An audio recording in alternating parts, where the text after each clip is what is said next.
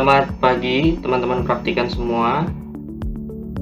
Baik, jadi pada kesempatan kali ini, pada praktikum kali ini kita akan belajar bagaimana caranya untuk kita bisa membuat layout peta.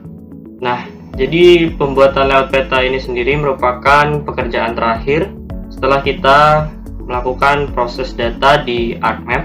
Dimulai dari kemarin input data, kemudian ada registrasi, kemudian ada editing data, pengisian atribut, sampai melakukan overlay. Jadi dengan kita menggunakan fasilitas layout ini, kita dapat membuat dan mengatur data-data mana aja yang akan kita gunakan sebagai output dari proses atau analisis GIS yang digunakan, serta bagaimana data tersebut kita bisa tampilkan. Nah, layout ini bermanfaat untuk memperjelas peta dan memperindahnya secara tampilan. Dan selain itu, tujuan yang memang lebih penting mengenai layout peta adalah sebagai atribut pelengkap yang mampu menjelaskan isi dari petanya, yang merupakan informasi-informasi penting. Jadi tanpa layout, sebuah peta itu tidak akan ada apa-apanya dan hanya bermakna sebagai gambar biasa. Nah, jadi melalui praktikum ini diharapkan teman-teman bisa paham mengenai cara pembuatan layout peta. Setidaknya dalam suatu peta terkandung beberapa unsur-unsur. Biasanya ada judul, kemudian ada skala, ada arah utara, koordinat atau grid, kemudian legenda, tahun pembuatan, penerbit peta, dan juga insert peta. Oke, jadi di sini saya ada contoh peta yang sudah pernah kakak tingkat kalian buat. Jadi ini adalah peta tata guna lahan dengan orientasi landscape. Jadi di atas ada judul peta, kemudian ada pembuatnya, kemudian ada legenda, insert peta, lalu kemudian ada grid, arah mata angin, kemudian ada skala, kemudian ada sumber peta, yakni keterangan, memuat sistem koordinat juga. Kemudian untuk contoh kedua ini dengan orientasi portrait. Jadi bentuk petanya itu portrait dengan judul di atas, kemudian di bawahnya itu ada petanya, ada grid, kemudian ada skala dan arah mata angin, kemudian ada insert petanya. Kalau kita scroll, ada legenda, nama pembuat, sumber peta, dan keterangan sistem koordinat. Jadi kurang lebih seperti ini. Teman-teman nanti bisa mencontoh atau mempost video ini sebagai referensi peta yang cocok untuk kalian buat nantinya di project kalian masing-masing. Oke, jadi kita langsung saja mulai untuk pembuatan layout peta. Jadi di sini saya sudah menyiapkan data-data SHP yang nanti kita akan perlukan, beserta nanti ada tambahan SHP lagi untuk pembuatan insert petanya. Dan di sini saya sudah membuat simbologinya masing-masing. Jadi teman-teman di sini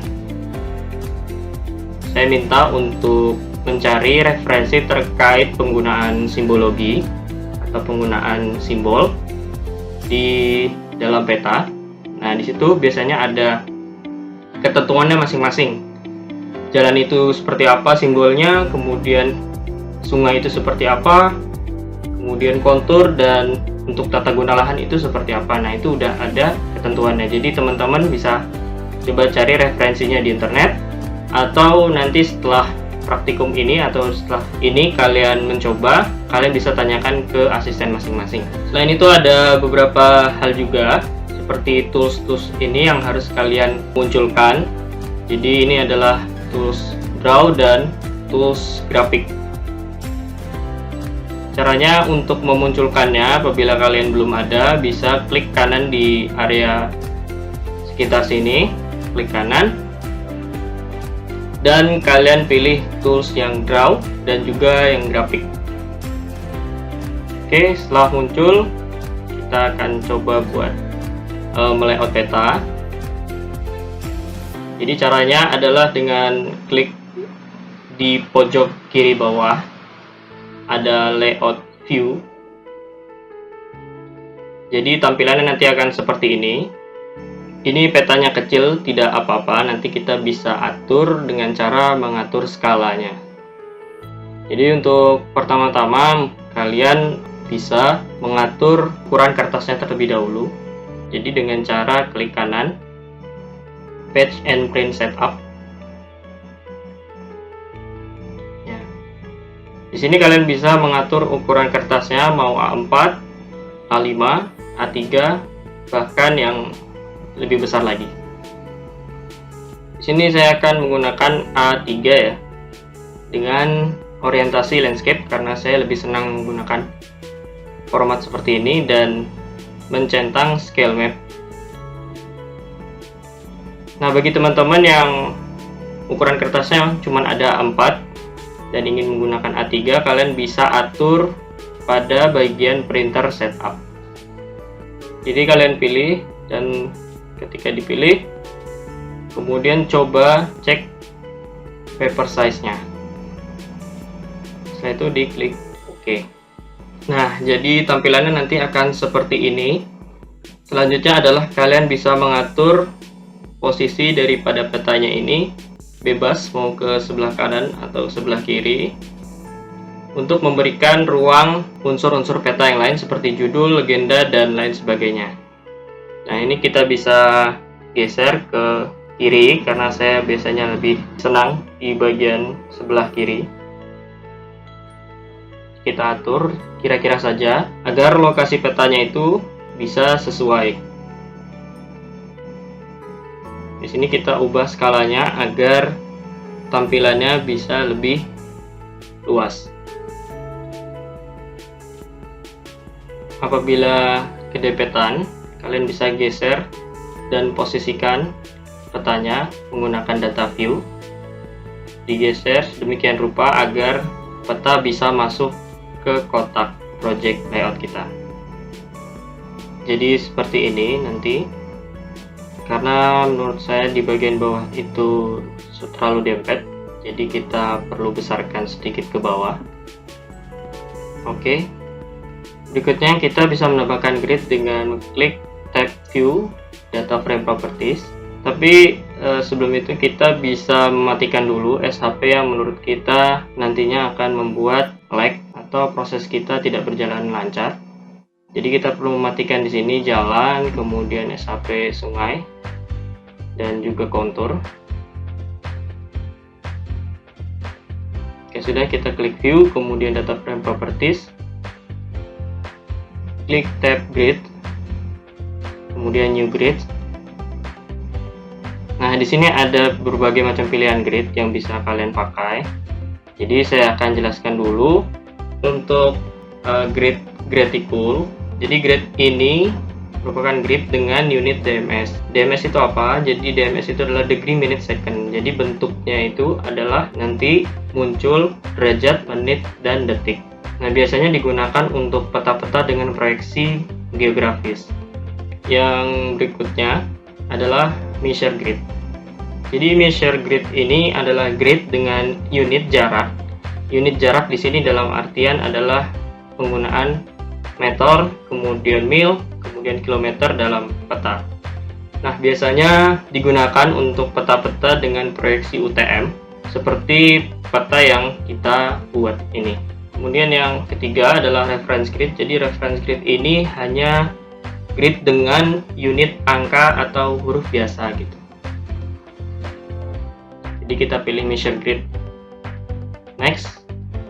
Kemudian di sini ada appearance-nya, bisa kalian pilih labels only, tick mark, atau grid label. Kalau di sini saya lebih senang menggunakan tick mark supaya penampakan petanya jelas, tidak ada tumpang tindih dengan gridnya. Jadi saya pilih tick marks dan labels. Intervalsnya dibiarkan saja. Next. Kemudian aksesnya dibiarkan aja. Text style-nya juga dibiarkan aja. Grid border dan netline-nya bisa kalian unchecklist kalau posisinya di checklist ya. Terus finish. Jadi sudah tercentang di situ ada measure grid, kita klik OK.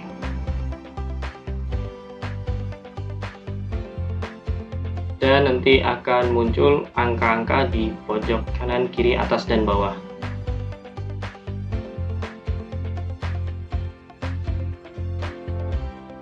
Seperti ini.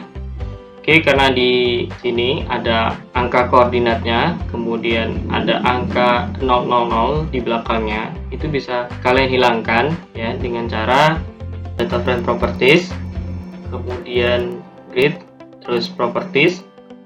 Jadi di sini di reference system properties, kalian pilih additional properties di tab labels.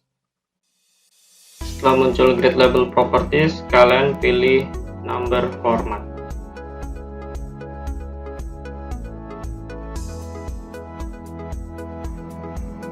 Setelah itu kalian pilih number of significant digits dan klik OK, OK, OK, kemudian OK. Sudah hilang.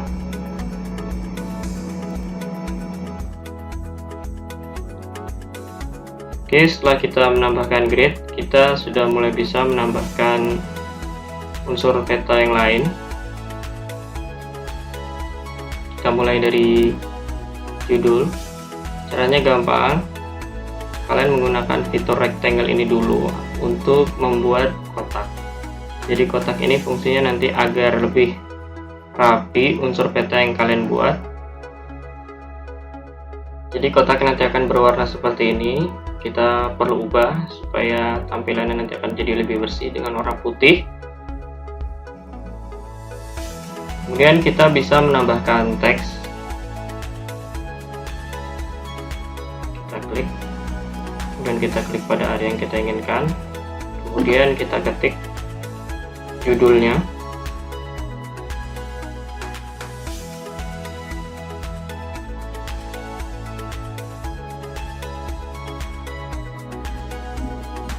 Kemudian kita bisa memposisikan petanya. Kemudian bisa klik 2 kali untuk mengatur posisinya.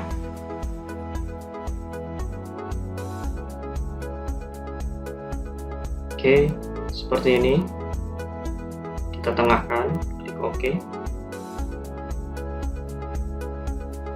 Setelah itu kita atur tempatnya. Dan di sini kita bisa mengubah ukuran fontnya. Ini sesuai kreasi teman-teman saja ya, jadi tidak ada patokan tertentu. Yang penting terlihat jelas saja judulnya. Sini kita kecilkan sedikit. Oke. Kita bisa menambahkan insert peta di sini.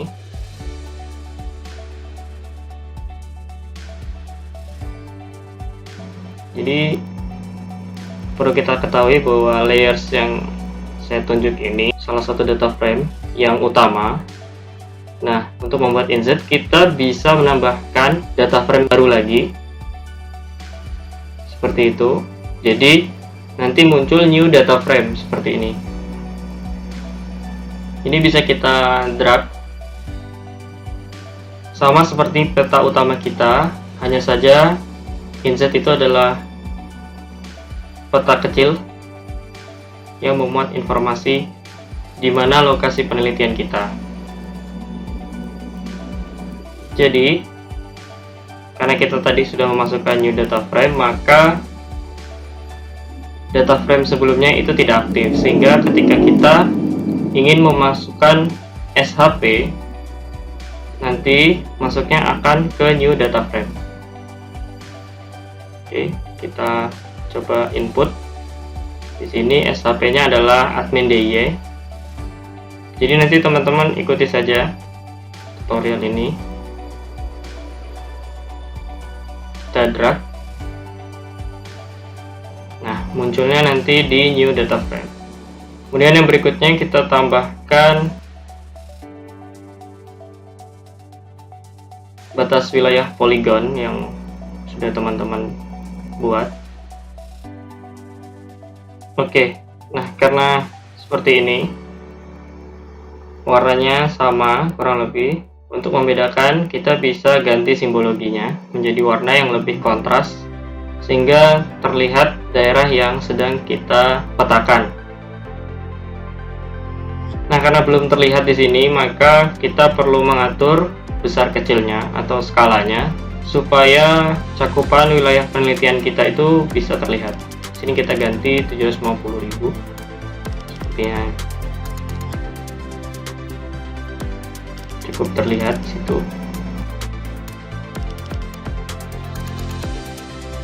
Oke.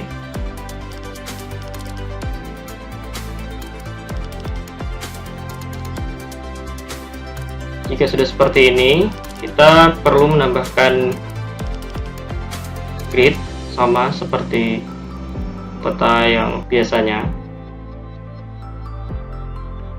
Type grid, new grid, measure grid. Kemudian ini kita next aja dan klik OK. Teman-teman jika ingin mengurangi 00-nya bisa ke properties seperti yang tadi ya. Oke, seperti ini. Nah, agar angka-angka di koordinatnya itu bisa lebih rapi, kita bisa atur besar kecilnya agar tidak bertabrakan dan mudah terbaca. Berikutnya kita akan menambahkan legenda di bawahnya.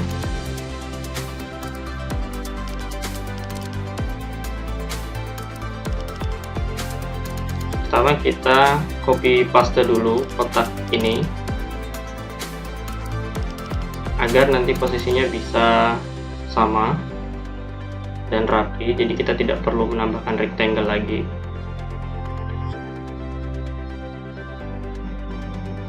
Kemudian di sini kita atur ya, jadi seperti ini.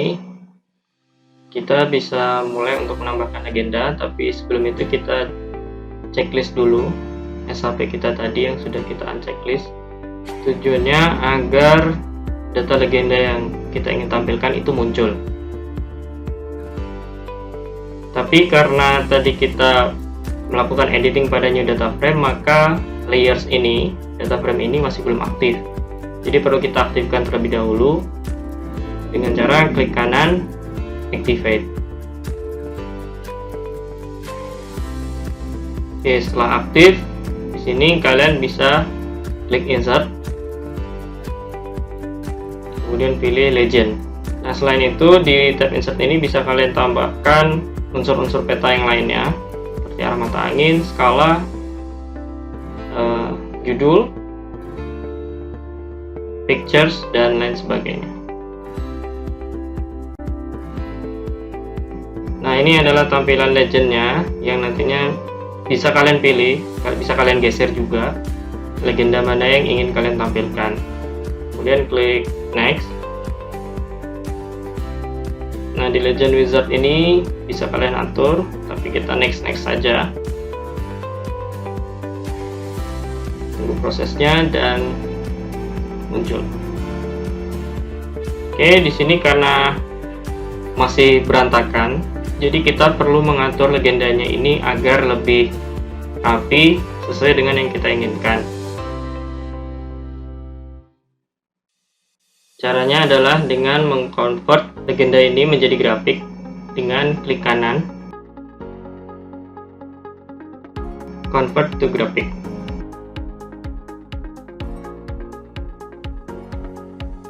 Jika sudah seperti ini, kita bisa unchecklist dulu SHP yang tadi agar prosesnya bisa berjalan lancar. Berikutnya kita bisa pecah dengan cara ungroup grafik yang tadi sudah kita convert itu. Nah, nanti jadi seperti ini. Ini bisa kalian ubah dan pilih yang mana yang kalian butuhkan. Sini kita hapus yang tidak kita butuhkan.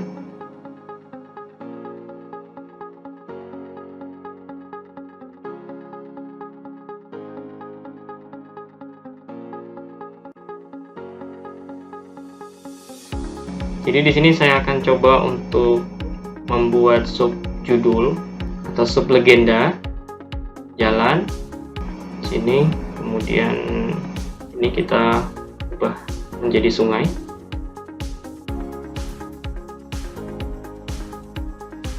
Ya, jadi prosesnya seperti ini. Karena prosesnya agak panjang, nanti akan saya coba percepat saja.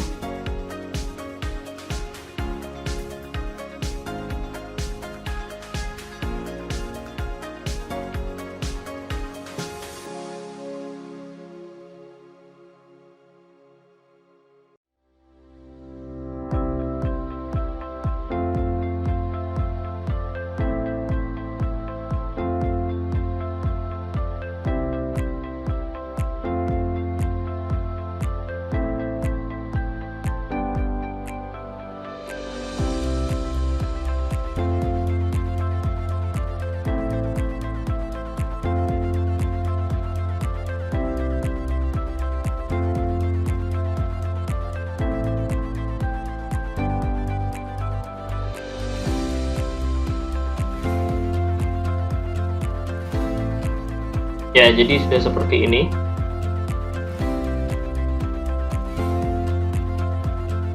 Oke, yang berikutnya akan saya tambahkan nama pembuatnya. Jadi kita pakai kotak yang sama.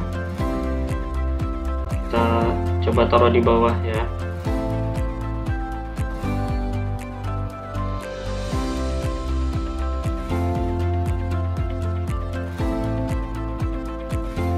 Di sini saya sudah menyiapkan file Word untuk memudahkan saya. Nah, ini kalian atur, posisikan di tengah. Konsepnya sama seperti saat pembuatan judul, tinggal kalian atur saja fontnya, kemudian ukuran fontnya, kemudian posisi letaknya kalian atur sedemikian rupa, terserah kalian. Kemudian tak lupa kita tambahkan gambar atau logo instansi.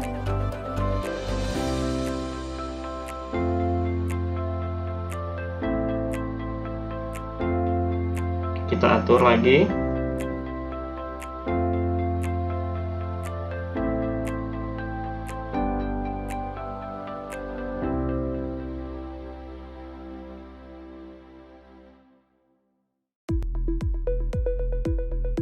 Oke, berikutnya sama, kita akan tambahkan juga sumber petanya, sumber data petanya, kemudian keterangan petanya atau sistem koordinatnya.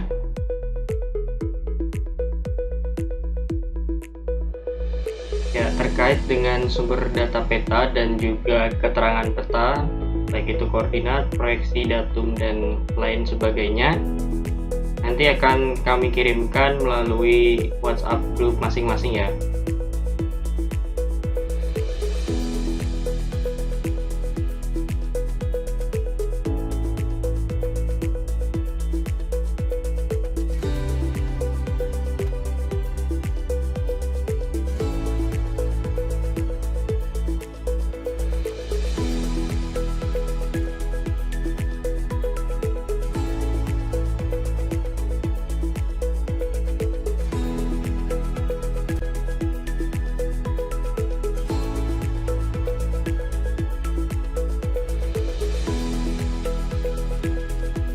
Oke, jadi karena di sini sepertinya legendanya di atas, sepertinya kurang menarik, jadi akan saya taruh di bawah dan akan saya tukar dengan nama pembuatnya.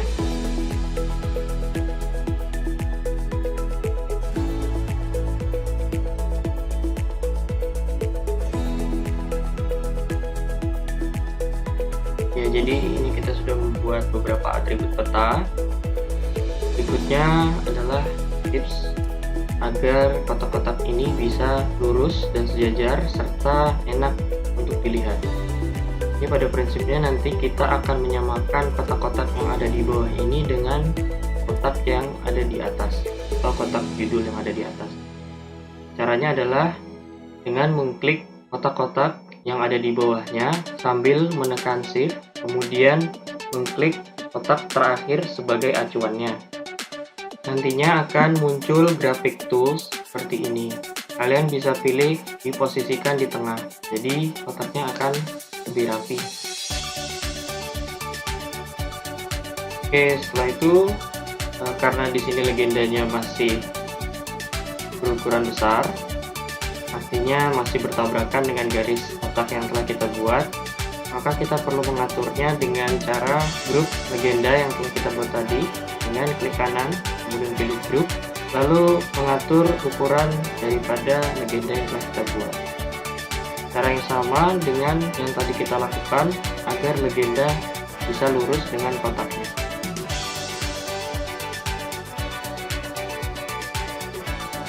Baik, akan saya percepat agar proses kita untuk merapikan tulisan dan gambar bisa lebih cepat.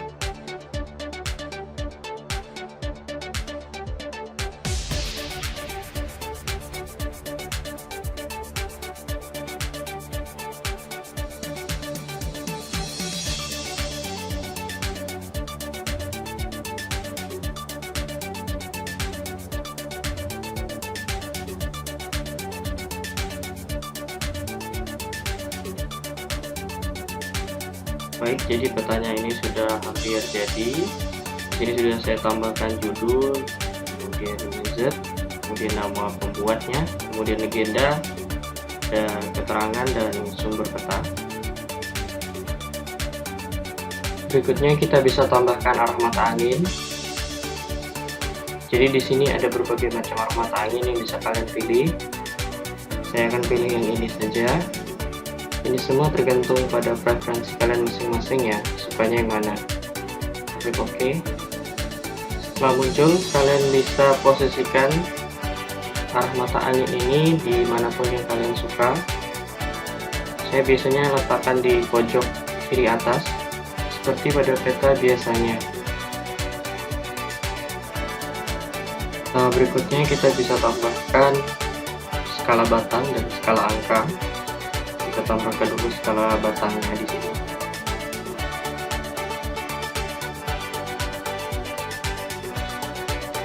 Kita tambahkan dulu skala batangnya.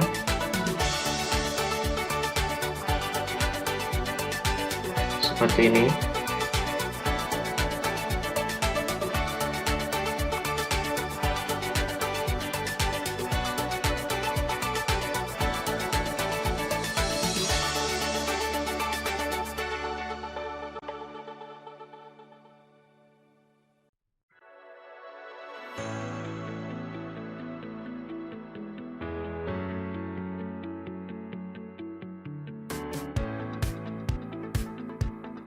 Oke, untuk skala teksnya kita bisa langsung pilih saja, kemudian kita bisa pilih 1:1 juta di situ di view yang paling atas, kemudian kita klik OK.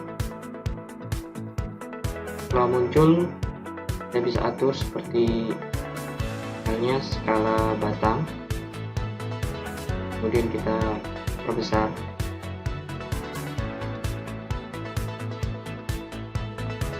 Ya, jadi seperti ini peta yang sudah saya buat. Jadi ini adalah peta dengan format landscape yang tadi sudah saya bilang. Untuk teman-teman yang ingin membuat format portrait, silahkan disesuaikan dengan kreativitas kalian ya. Nah, setelah ini kita bisa ekspor petanya. Tapi sebelum itu kita perlu untuk men-checklist SHP yang kita perlukan, seperti jalan, kemudian sungai, kemudian kontur. Setelah ini aktif semuanya, kemudian kita bisa ke file, kemudian kita cari export map.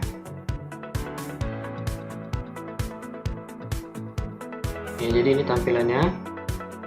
Kalian bisa mengubah namanya, kemudian ini kita ganti namanya menjadi peta tata guna lahan.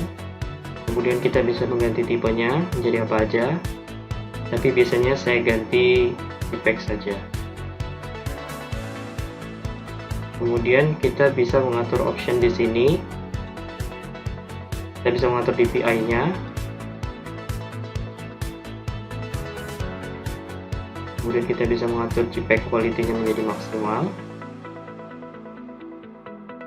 Namun sebelum kita save, pastikan dulu lokasi penyimpanan yang ingin kita tuju.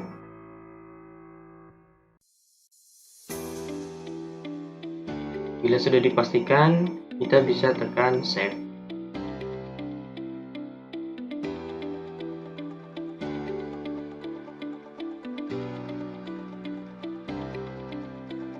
Oke, sudah berhasil terekspor.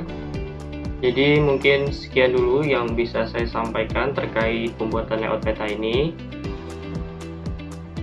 Berikutnya, kalau ada yang ingin kalian tanyakan atau masih kurang jelas, kalian bisa tanyakan kepada asisten kalian masing-masing.